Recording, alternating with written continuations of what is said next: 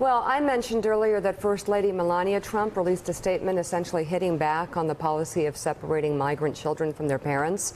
Former First Lady Laura Bush was more direct in a guest op-ed for the Washington Post, writing in part, quote, "I appreciate the need to enforce and protect our international boundaries, but this zero-tolerance policy is cruel.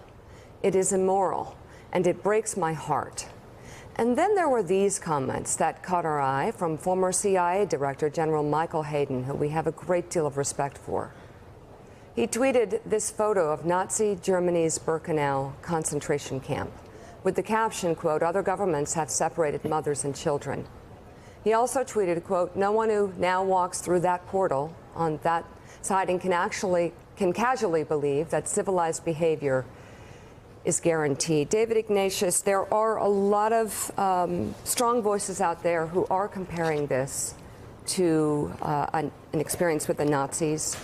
My concern is that it gives fodder for the Fox News hosts who are stooges for President Trump to hide behind a different argument, to actually use that to not have to talk about the truth, that babies and children are being separated from their mothers at the border, and this is a Trump policy.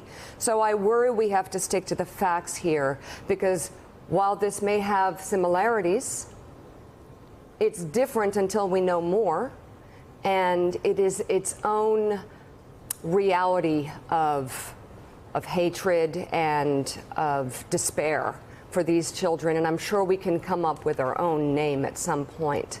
Having said that, to hear General Hayden using that analogy, what does that tell you about exactly what's going on at the border?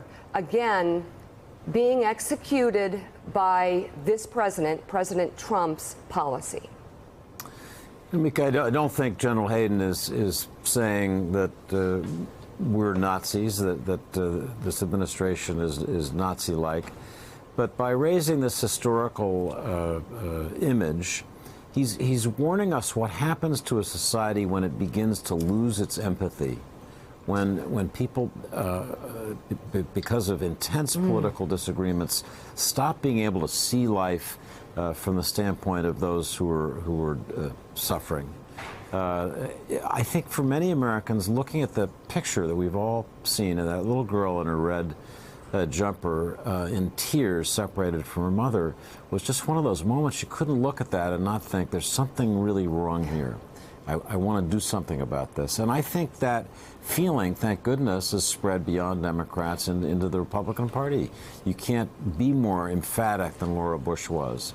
You sense Susan Collins' uneasiness in having to defend this. You sense that from the Secretary of Homeland Security. So we are still a country where these images of suffering, of the caring for other human beings, matter. And I just think we're going to need enough public pressure that the president has to look at this and do something different, because Republicans will demand it. If Republicans don't voice that feeling that's out in the country, this is wrong, I want to believe they'll pay a price for it. I'm going to just beg. I mean, I will make a plea to Republicans this morning that it is on you to speak out. We need to hear from you. What exactly does this president need to do to get you to step up? What is it? How bad does it have to get?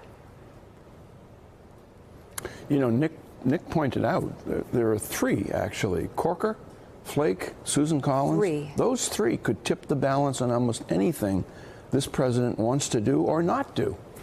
All they have to do is use their voice. It's not just that, though, Mike. It's the American voter. The American voter has to, if you call, at least this is very well, if you get calls into congressional offices, those people react. They start to panic.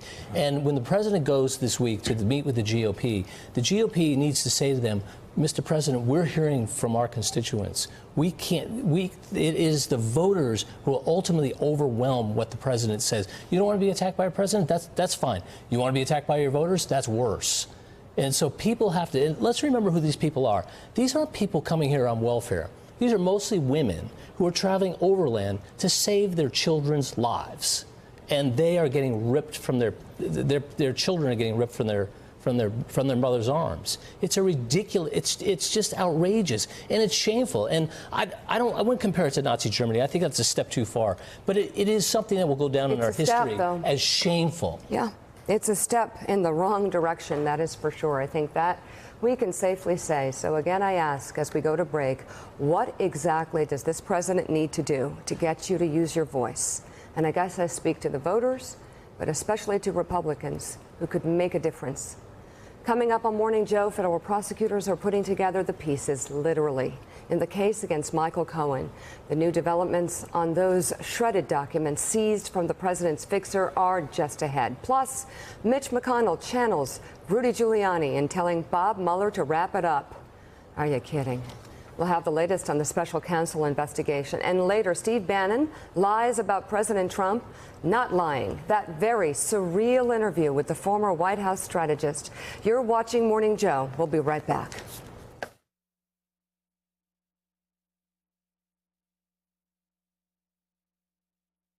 Thanks for checking out MSNBC on YouTube, and make sure you subscribe to stay up to date on the day's biggest stories. And you can click on any of the videos around us to watch more from Morning Joe and MSNBC. Thanks so much for watching.